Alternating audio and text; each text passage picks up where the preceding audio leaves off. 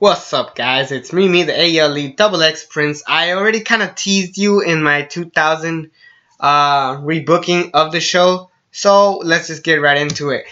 SummerSlam 2010 was going to be the night of the Nexus, and it sure as hell got ruined when John Cena screwed over the Nexus in such a fucked up way. Even Jericho and Edge have admitted that this shouldn't have happened. So I think it's fair to say that WWE done fucked up with the Nexus.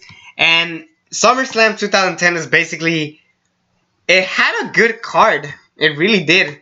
I mean, if you think about it, the card actually didn't look that bad. But if it stuck on its own, like say, like if they given time for the rest of these matches, we could have had one of the best SummerSlams of the night in a while. Maybe not the greatest SummerSlam of all time. I won't go that far, but we could have had a very memorable night, and we didn't.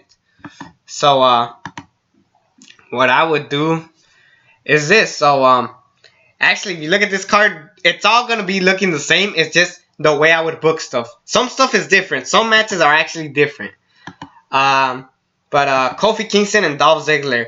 The difference with this match is that I didn't like that Dolph Ziggler had to fight Kofi 3 times before he got his IC championship shot. That made no sense whatsoever. I would have just had the championship shot be right here, right there. And then there was no point of having this match because we've seen so many times. And then, because these guys actually had some good matches at SummerSlam, at SmackDown. So why not just give them great matches here again? And basically, here would be the night that Dolph Ziggler beats Kofi Kingston by cheating. Obviously, he doesn't win clean because it's Dolph Ziggler. And Dolph Ziggler stands tall holding the IC championship. It will be a great moment for Dolph Ziggler. And at this point, Kofi Kingston really didn't do much with the belt. But Dolph Ziggler could have made a fantastic IC champion at this point. And his moment should have been at SummerSlam. So Kofi Kingston should have walked in SummerSlam as champion and Dolph Ziggler holding the belt. And then, that would be it. And plus, it was bullshit what really happened. Dolph Ziggler walks in as champion, Kofi Kingston gets his rematch, and the Nexus fucked it all up for everybody. So that was some dumb shit. Now, the next match, I would actually have Alicia Fox versus Melina because, of course, this inspired Carmella to come to the roster. I would just have this be a quick squash match. No Late Cool. Late Cool does not make an appearance in this show whatsoever. I would just have Melina win, and she stands tall. Ding dong, there it is. Now, the next match I would actually have is actually different. I would have the Straight Edge Society versus the Hart Dynasty. Why weren't the Hart Dynasty in the card? It made no sense. They weren't even in the main event. And the Hart Dynasty was red hot at this point. And they were the tag team champions. Hell, this could have been the perfect way to debut the new belts that we got the following night. So if we had that, that would have been actually pretty cool with that. And we didn't get that.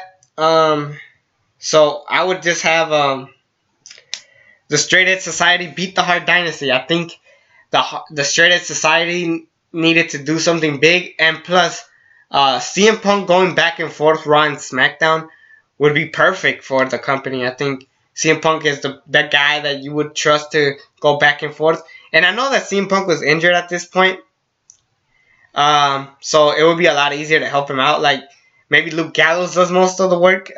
Maybe working on Tyson Kidd's leg or something. You know, we could have had a good match with these two. It made sense. The top heels versus the top face as far as tag team wise goes. So yeah, you could have done that easily and then have the rematch at Night of Champions. Which could have been better since at this point Punk was more cured. Next match is another different one. Sheamus puts the WWE Championship on the line against the Rated R Superstar Edge. I think we could have had this match in 2010. They teased it the night after the Royal Rumble, but we never got it. Here made sense for Edge to finally get the WWE Championship or try to go for the WWE Championship. Plus, at the time, the anonymous Raw general manager got on the nerves of Edge, so this could have been a perfect way to turn him face and have the GM storyline going on. And as far as the DQ finish, I think it worked for the sense that Edge ended up doing. I mean, for the sense that Sheamus knew that he couldn't win, so I think a DQ finish could have worked where Sheamus is about to hit Edge with a ladder, because Edge is the type of guy that will not stop whatsoever to win. And Sheamus realizes that, you know what, he's had enough. You know what, I've had enough. I want to end this. I don't care if I have to disqualify myself, and I think that would work perfectly for the story. Obviously, I wouldn't have Sheamus hit Edge in the head because of the concussion issue. Or the neck injuries or whatever. So yeah, I would have like Sheamus. Actually, I would have this. I would have Sheamus, like in real life, have Sheamus or the referee fight with Sheamus with a chair, and then Sheamus throws the ref. He gets disqualified. Sheamus like, what the hell, and this and that, and then Edge hits a spear on Sheamus out of nowhere, and you have Edge standing tall. So kudos for that. And it could be a good match. You know, we never saw the match. I think this would have been a pretty decent match. I think these guys probably had the right amount of chemistry to do well. Next match, keep the exact same. Kane versus Rey Mysterio. I mean, it made sense that basically the whole story was there, I think. And with Undertaker coming back, I think it made sense. And then, I mean, so much you could have done. I mean, with that feud. Honestly, the only problem with Taker Kane, the feud, was that they were too old to wrestle. Aside from that, the feud was phenomenal. But their age really fucked them up. So, I mean, there's so much you could do. So, anyway, I just kind of want to move on from that and talk about the main event. I would have. Now, we all know who's going to win the Nexus, obviously. That makes sense. But how would they win exactly? Let's have fun. And first of all, instead of being a 7-on-7, I would actually have it a 6-on-6. The reason of that happening would be because Darren Young when John Cena fucked up Darren Young that one time, that was it for Darren Young. There was no more Darren Young to be shown. There was no sense of bringing him back. So 6-on-6 would be a lot easier, and there would be no point of bringing Bret the Hitman Hart involved. So, yeah, there was no point of that. And I actually like how they brought in Daniel Bryan. I think that was brilliantly done by the writers, of having The Miz coming out, and then Daniel Bryan be like, nah, or John Cena being like, yeah, Miz, we're not choosing you, we're choosing Daniel Bryan.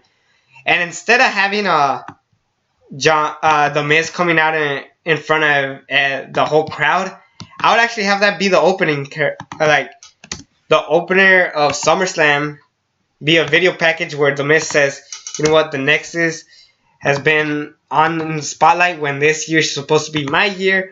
I'm going to be in the main event and take on the Nexus with Team WWE. And then that saves us more time instead of what we got. So hold on, I'm setting up some stuff. I'm editing a video right now. So that the Daniel Bryan comes out. So Team Nexus, we have Wade Barrett, David Otanga, Heath Slater, Justin Gabriel, Skip Sheffield, and Michael Tarver. Team WWE, we have John Cena, Chris Jericho, Randy Orton, not Edge, Randy Orton, John Morrison, R-Truth, and Daniel Bryan. And I would have Daniel Bryan eliminate Heath Slater real quick.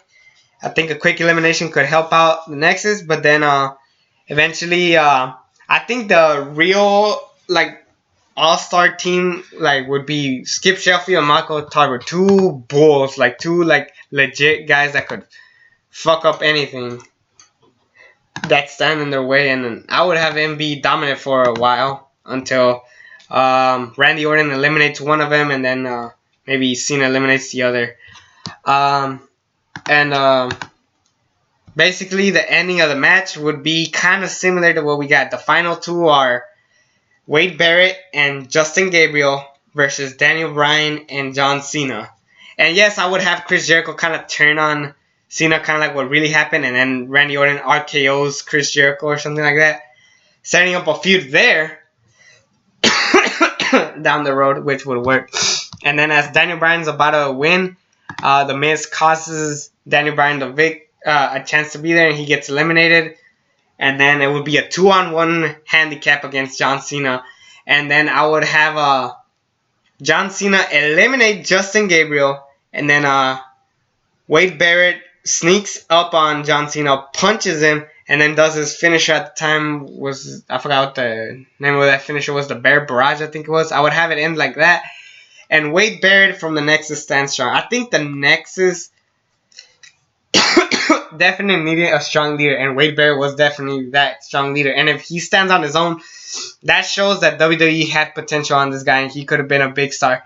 Maybe not WWE Championship material, because we all know how that ended up going. But as far as he did a great IC champion. I mean, I'm afraid I got some bad news.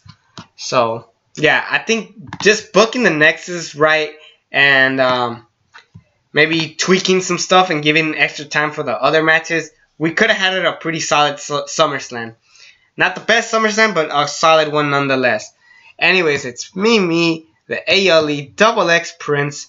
Next SummerSlam I'm going to rebook is actually a SummerSlam that I reviewed on this channel. If you guys could guess it, you know, you guys might know which one it is. So anyways, it's me, the ALE XX Prince. And until then, I'm out.